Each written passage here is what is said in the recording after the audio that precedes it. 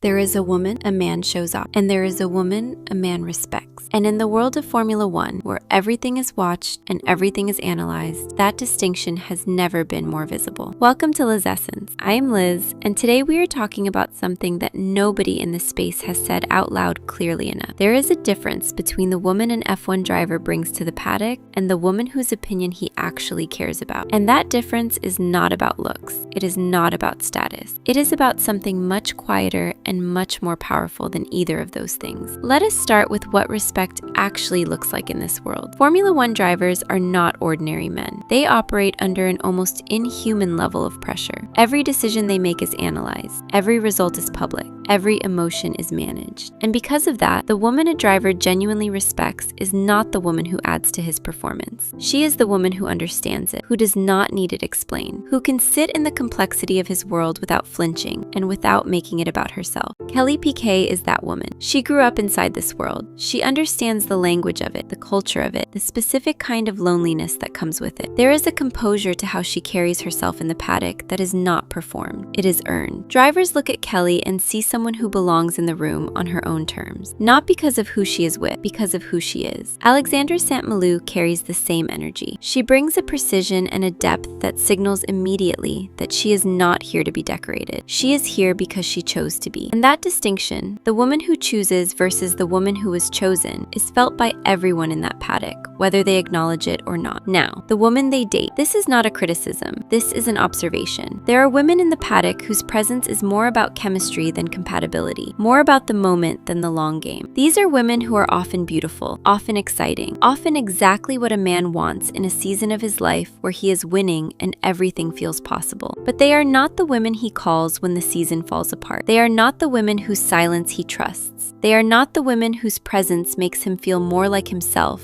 rather than more like a brand. The difference comes down to this. Does she need this relationship for her identity, or does she bring an identity to this relationship? That is the entire question. And the answer to it determines everything about how a man ultimately sees a woman, not just in Formula One, but everywhere. The women drivers respect are not trying to be impressive. They simply are. They have done something with their lives that is entirely their own. They carry a fullness that does not depend on him to feel complete. And that fullness is not threatening to a high-achieving man. It is actually the only thing that genuinely holds his attention long-term. Because here is the truth that this whole conversation is building toward. A man at the level of a Formula One driver can have access to almost anything. What is rare to him is not beauty. It is not excitement. It is a woman who makes him feel like himself in a world that is constantly demanding he be something else. That is the woman he respects. That is the woman he keeps. And that is the woman worth becoming. Tell me which woman on the grid you think carries that energy the most.